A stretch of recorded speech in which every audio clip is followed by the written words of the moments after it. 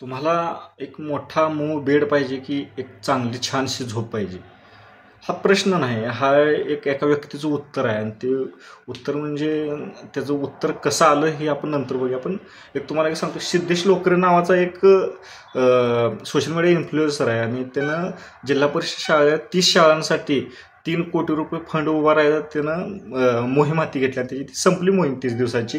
तो स्कूटीवरनं अशा शाळा जिथं फंड उभा करायची गरज आहे त्या शाळांना भेट देतोय, त्याचा व्हिडिओ बनवतोय आणि आपल्या सोशल मीडिया हँडलवर पोस्ट करतोय आणि त्याला चांगला प्रतिसाद मिळतोय. तुम्ही पण जर शक्य असेल तर ते बघा आणि शक्य असेल तर त्यात मदत करा.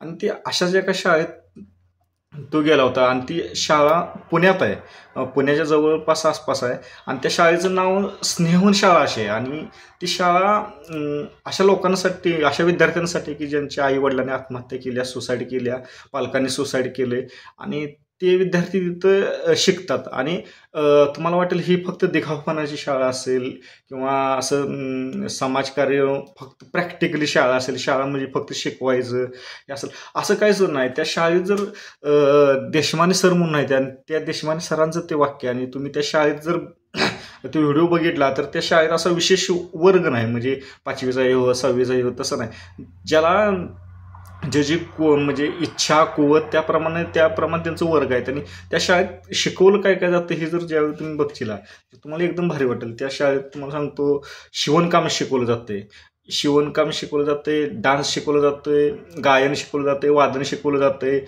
आणि ह्या झाल्या कला. ह्या कलेबरोबर तिथं गॅरेज काम शिकवलं जाते जेणेकरून लोक उद्योग हे कराय. परत मसाले तयार करायचे, त्यांच्यात मशीन आहेत, मसाले तयार करायला शिकवलं जाते. मग लाठीकाठी शिकवलं जाते, कथ्थकसारखं ट्रेडिशनल नृत्य शिकवलं जाते.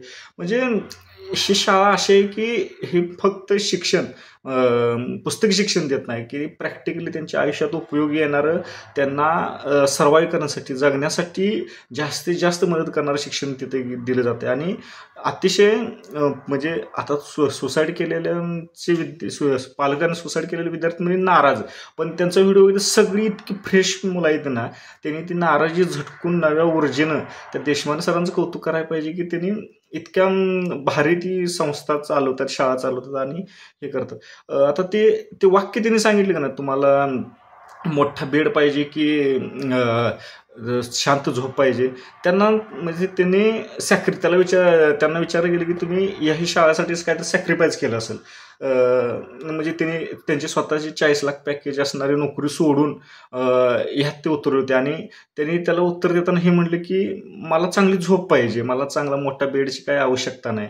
म्हणजे तुम्ही बघचीला आणि त्या शाळेत शिक्षण जे दिलं जातंय ते किती बहुमूल्य आहे. म्हणजे शिवणकामासारखं शिक्षण आहे, गॅरेज कामासारखं शिक्षण. आता शिवणकाम आम्हाला पण आम्ही लहान असताना एक 3री-4थीत असताना आम्हाला बोंगेबाई म्हणून मॅडम होत्या आणि त्यांनी आम्हाला शिवणकाम म्हणजे हाताने शिवायचं शिकवलं होते. पिशवी तयार करायला शिकवली होती, बटन लावायला शिकवलं होतं, फाटलेले कपडे शिवायला शिकवली होती, रांगोळी काढायला शिकवली होती.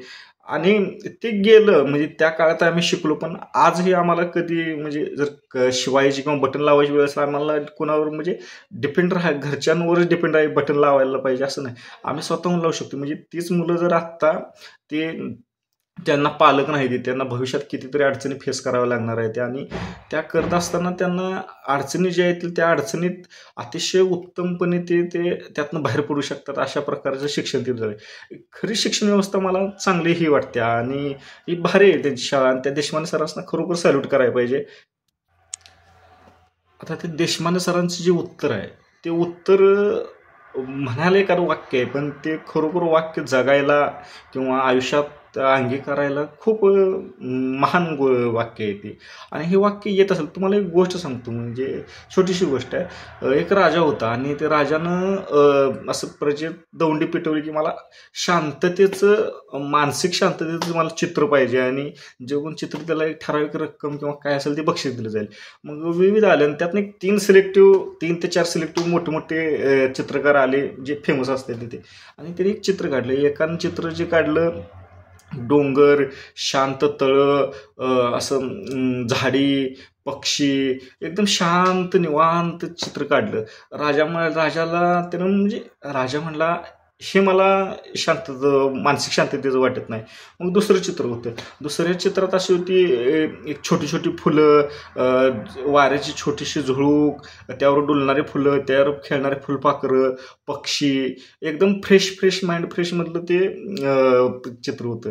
राजाला ते पण इतकं भारी वाटलं. राजा म्हणजे हुशार राजा होता, ते काय बिंडोक राजा नव्हता. तिसरं जे चित्र होतं एका चित्रकारानं काढलं होतं, त्यात त्यांनी तिसरं चित्र त्या डोंगरात वणवा लागला होता आणि वणवा लागलाय, सगळीकडं हैदोस माजलाय, सगळीकडं जळा लागले, रखरखत ऊन आहे. वणवा म्हणजे असा मोठ्या भयानक प्रमाणात आहे, ठराविक प्रमाणात, म्हणजे छोट्याशा प्रॉब्लेममुळे सगळीकडे आपली पळापळ होते का नाही, तसा ते वणवा लागला होता. आणि राजाला ते चित्र शांततेचं चित्र वाटलं. मग सगळ्यांनी विचार केला, हे कसं शांततेचं चित्र आहे, मानसिक शांततेचं चित्र आहे. मग त्यावेळी त्या चित्रात एक चिमणी होती आणि चिमणी आपल्या घरट्यात आपल्या त्या पिलांचं संरक्षण करण्यासाठी एकदम शांतपणे निवांतपणे तिथे थांबली होती. तिच्यापर्यंत ते सध्या तरी कुठलेही ती वणवा पोचण्याचे चान्सेस नव्हते किंवा शक्यताच नव्हती. त्यामुळे ते बाहेर काय चाललंय, किती हैदोस आहे, ह्याच्यापेक्षा तिला जे महत्त्वाचं आहे, जे गरजेचं आहे, आणि तिथं ती शांतपणे निवांत आहे. म्हणजे खरं शांती, मानसिक शांती, ज्यावेळी सगळ्या गोष्टी मनासारख्या घडते, त्या आपल्याला जे पाहिजे ते मिळत असते, ज्यावेळी असते ती खरी मानसिक शांतता नाही. खरी मानसिक शांतता ज्यावेळी जे आपल्या मनाविरुद्ध गोष्टी घडते, त्या आपल्याला पाहिजे तशा घडत नसताना आपलं मन स्थिर आणि शांत राहते, ती खरी मानसिक शांतता आहे. म्हणजे खरी शांतता जी आहे, आपलं मन स्थिर असणं, शांत असणं, कोणत्याही परिस्थितीत शांत असणं. बाहेर काय चाललंय ह्या गोष्टींना आपल्याला फरक पडत नाही. आपलं मन शांत आहे, स्थिर आहे, ती आपली खरी मानसिक शांतता आहे. आणि त्या भावनेतून त्या देशमाने सरांचं ते वाक्य आल्याला असू शकते असं मला वाटते. बाहेर भरपूर अडचणी त्यासनी 40 लाखाचं पॅकेज सोडताना बरेच कुटुंबाचा कुणाचा सल्ला आला असणार आहे, पण तरी पण त्यांनी तो निर्णय घेतला आणि त्याने ते चांगला सिद्ध करत आहेत ते, आणि सिद्ध 100% त्यांचा होईल असं मला वाटतंय. आणि ह्यालाच एक अनुसरून एक मुनी होते आणि त्यांनी एका ते त्यांचं बिझनेसचं मीटिंग असते, त्यामध्ये ती मुनी मार्गदर्शन करायला होतं. आणि त्यावेळी त्यांनी सांगितलं की आपली मानसिकता काय कशी महत्त्वाची आहे, की ज्यावेळी आपल्याला एखादं म्हणतो तू गाढव आहेस, तू गाढव आहेस म्हणल्या आपण काही गाढव होणार आहे का, नाही. पण ज्यावेळी आपण आपले हातोपासून बोलतो, मला तू गाढव म्हटलास, थांब तुला धावतो, मग ते सांगते आता तुम्ही गाढव झाला. म्हणजे तुम्ही त्यानं ॲक्सेप्ट केलं, ते जी म्हणला तुम्ही ॲक्सेप्ट केलं आणि त्याला तुम्ही प्रतिक्रिया द्यायला चालू केली, ह्याचा अर्थ तुम्ही त्याप्रमाणे आहे असं होते. आणि हां, तू गाढव म्हणलास, मी काय गाढव नाही, हां तुला वाटतंय तर तुझं तू काय असेल ते बघ, झालं की तिथं विषय संपला. आणि ती शांतता आहे, आतली मनातली शांतता आहे.